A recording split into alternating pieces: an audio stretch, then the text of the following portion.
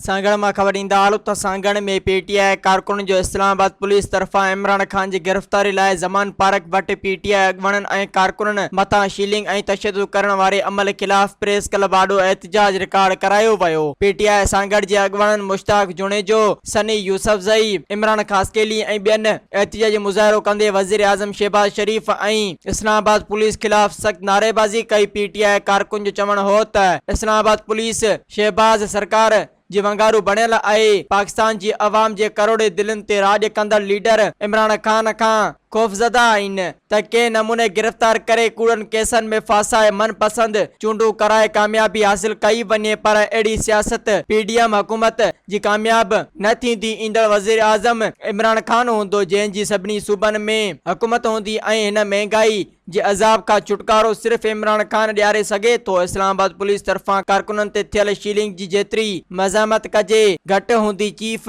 Justice supreme court notice वठी इमरान खान जी गिरफ्तारी वारो फैसलो नज़रसानी कंदे वापसि वरितो वञे।